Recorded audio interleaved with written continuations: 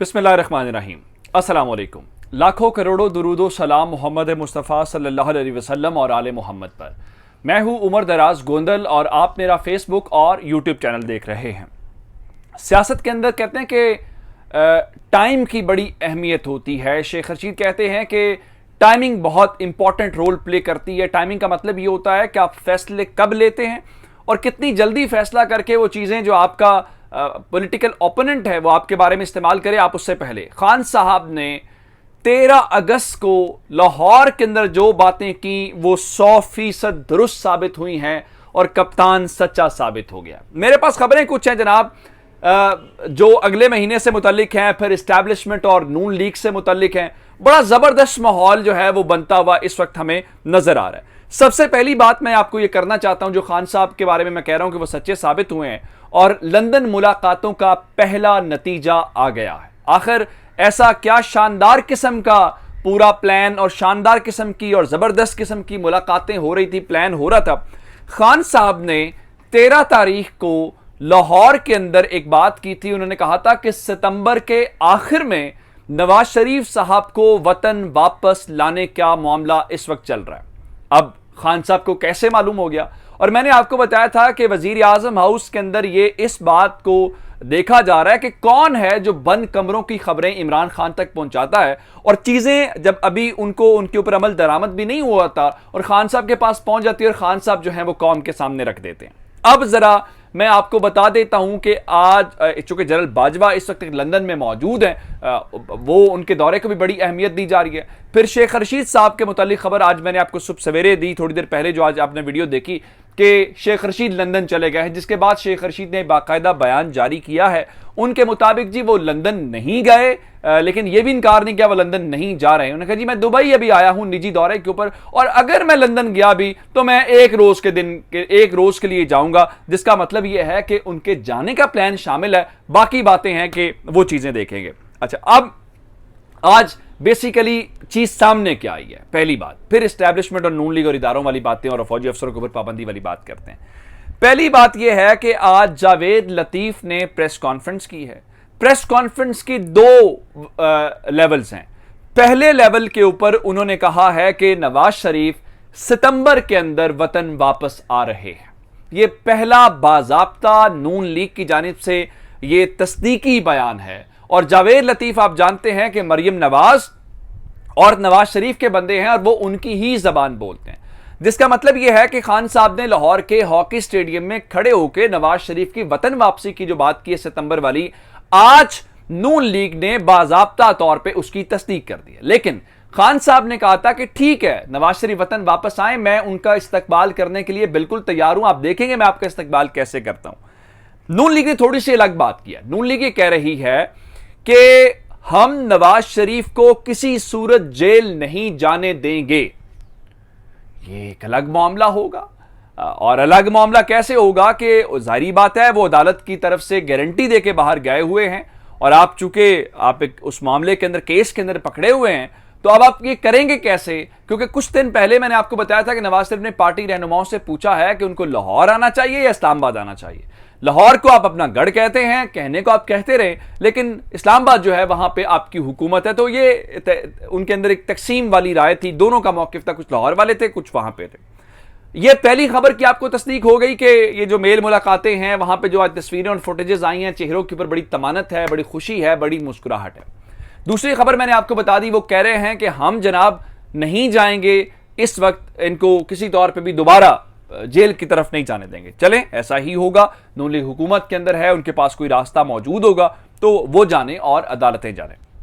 लेकिन साथ ही अब दोबारा से जैसे ही ये मामला आता है तो ये इमरान खान की जब बात आती है और इमरान खान के काबू से बाहर होता है, मैं इमरान खान का भी, उन्होंने भी, इमरान खान ने पूरा इलाज इनका किया। ये आ जाएं, खान साहब के जलसों का शेड्यूल आ गया। मैं वो बताने से पहले आपको ये बताना चाहता हूं, इन्होंने ये कहा है जी साकिब निसार को बुनियादी तौर पे निशाना बनाया, उसको सामने रख के कहीं और सुनाई हैं बातें, और कहा है कि जी कुछ किरदार हैं जो इमरान खान की डोरियां हिला रहे हैं।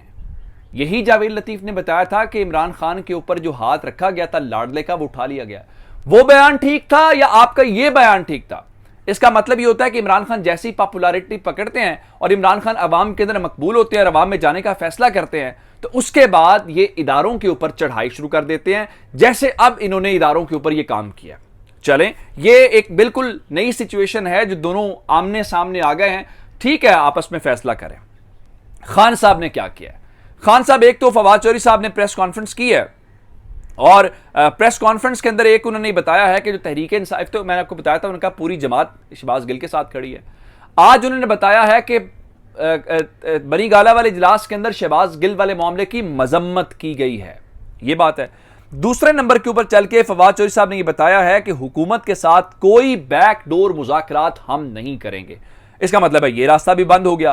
अब शहबाज गिल वाला जो मामला है, वहां पे जरा खबर सुन लीजिए कि शहबाज गिल की जमानत वाला जो केस था उसकी समाअत कल तक मुलतवी हो गई है और आज पुलिस रिकॉर्ड जमा नहीं हो सका। दूसरी जानिब शहबाज गिल ने इस्लामाबाद हाई कोर्ट से अपना मुकदमा खारिज करने के हवाले से भी इस बारे में उनसे रुजू कर लिया है कि मेरा केस जो है वो इसमें से निकाला जाए। अब देखते हैं उसकी क्या बात बनती है।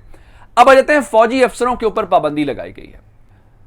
जनरल अमजद शुएब साहब बड़ी पॉपुलर शख्सियत है, मैं खुद अपने प्रोग्राम्स में उनको ले चुका हूं, बड़े वोकल पर्सन हैं और उन्होंने ये बताया है कि टीवी के ऊपर आने के ऊपर ISPR ने उनकी पाबंदी लगा दी है, लेकिन वो अपना यूट्यूब चैनल रन कर रहे हैं। उनके मुताबिक अब सवाल ये पैदा होता है कि क्यों पाबंदी लगाई गई है, इसकी क्या वजूहात हैं जी। कुछ थोड़े से ये हुकूमत की जो इमरान खान की तब्दीली हुई थी ना, उसके ऊपर कुछ इख्तलाफ है और वो जो इमरान खान बातें कर रहे हैं उन बातों को सेकंड कर रहे थे अपने उस इंटरव्यू के अंदर, जिसके अंदर उन्होंने इस बात की तस्दीक की है।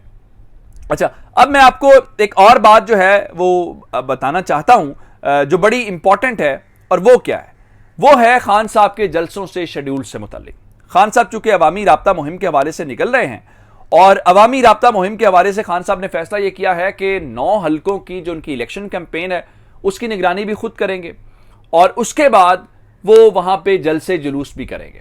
आप जानते हैं कि अगले हफ्ते रावलपिंडी से खान साहब शुरू करने जा रहे हैं। 2 जलसों का ऐलान हो गया है, वो मैं आपको तारीख बता देता हूं। कराची वाला जलसा आज से 4 रोज के बाद 19 अगस्त को होगा और उससे अगला जलसा 20 को हैदराबाद के अंदर होगा, जिसका मतलब यह है कि अब ये सारी चीजें तहरीक इंसाफ अब बाकायदा तौर पे मैदान में शुरू करने जा रही है। अब इसके अंदर फर्दर किसी किस्म का कोई डिले नहीं किया जाएगा। अब एक और खबर आपको देता हूं और वो खबर ये है कि आप जानते हैं कि फंडिंग केस का मामला, इलेक्शन कमीशन ने उसके ऊपर फैसला सुनाया और यही जावेद लतीफ जो आप फरमा रहे थे कि इमरान खान की डोरियां कहीं से हिलाई जा रही हैं, कुछ किरदार आप भी हैं, यही कह रहे थे कि हम इमरान खान को इसके अंदर अकाउंटेबल बनाने जा रहे हैं और इमरान खान के ऊपर हम हाथ डालने जा रहे हैं। ठीक है, अब जरा मैं आपको खबर दे दूं कि इलेक्शन कमीशन ऑफ पाकिस्तान के उस फैसले को लेके तहरीक इंसाफ के उमर अयूब साहब ने इस्लामाबाद हाई कोर्ट से रुजू किया था और कहा था कि जब तक हतमी फैसला नहीं आता आप इलेक्शन कमीशन ऑफ पाकिस्तान का जो फैसला है उसको मुअत्तल कर दें, उसको सस्पेंड कर दें। जस्टिस आमिर फारूक साहब इस कायम मकाम चीफ जस्टिस हैं, जो उनके अतर मिनल्ला साहब हैं, वो इस वक्त छुट्टियों के ऊपर है। 25 अगस्त को उनकी वापसी है।